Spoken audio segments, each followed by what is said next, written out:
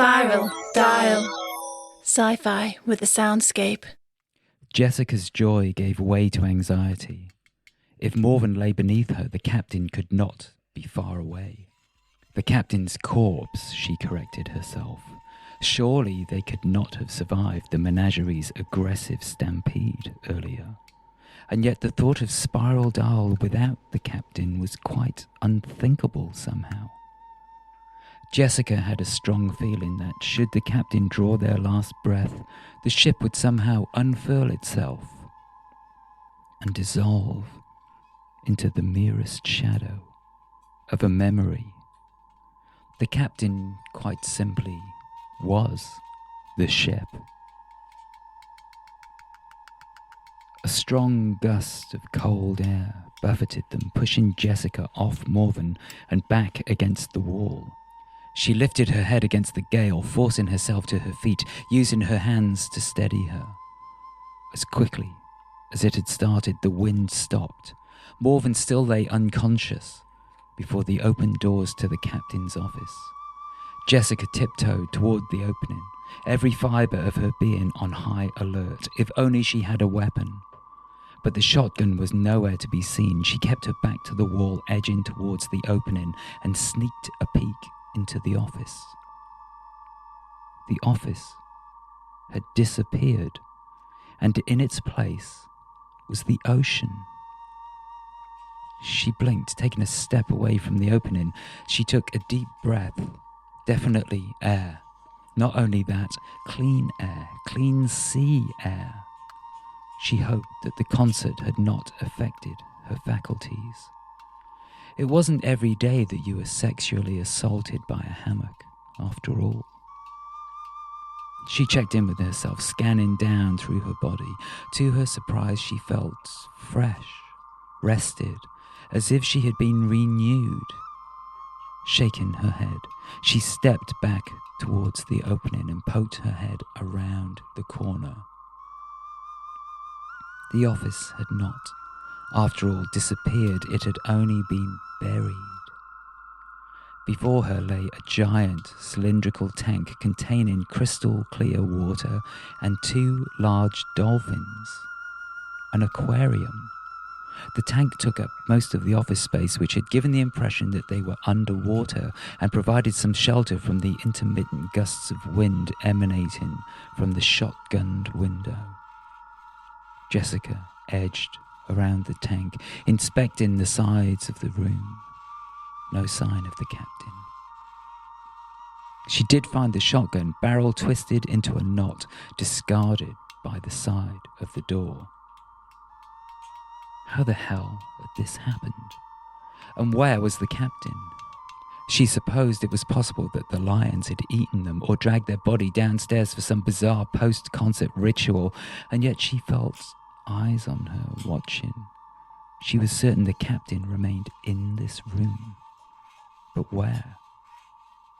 A dull thunk drew her attention. One of the dolphins was prodding the side of the tank with his nose. She had never before seen a dolphin up close and was fascinated by the clear level of intelligence in its deep eye. It met her gaze and then lowered its head. She bowed her head in return. It must be some kind of greeting. She was amazed that such a large and noble creature could be confined to such a small space. Yet another cruelty inflicted by this awful ship. Thunk. The dolphin met her gaze again. It appeared to be nodding. Jessica nodded her head in return. In response, the dolphin nodded more and more until its head was nearly bumping into the top of the tank. Jessica was quite mesmerized by it. The head motion reminded her of a rock festival she had attended in her 20s. Her attempt at moshing had left her with a sense of total euphoria and severe neck pain for well over a week. As this thought crossed her mind, a flash of fur crossed her vision, distracting her from the dolphin's shenanigans, and a sharp set of claws dug into the back of her neck. "Finn, what the hell do you think you're doing?" The animal started purring loudly as if to apologize for his behavior, rubbing his face against her cheek. "Where have you been?" A sharp tingle passed through the roof of her mouth, giving her an instant ice cream headache. She recoiled in the pain. Idiots! Idiots! Idiots! Pyrope's voice hissed from somewhere near the back of her neck. Pyrope, I thought you were gone for good. What have you been doing? Saving us, the mineral replied. At least the cat has common sense. Who do you think let the animals out? Of course. Pyrope was the one who had released Finn from the cage, and yet Pyrope and Finn? How was it possible? She remembered her conversations with the cat deep below the earth when she had first entered the rock. Could it be that they had been real? A real live, talking, eavesdropping, subterranean, floating feline? She turned her head to the right, trying to catch Finn's eyes, but he was too busy pouring the dolphin's tank, trying to catch a passing snail to pay her any attention. Pyrope, have you been cheating on me? Cheating? Pyrope does not cheat. We are all the same. We are all one earth, one body, one sound. One body? Were you there earlier when I nearly got raped by a horny hammock? Don't be ridiculous, sister. Did I not train you to look after yourself? As I told you, we are all the same. You, me, the earth. Jessica felt a tingle pass up and down her body.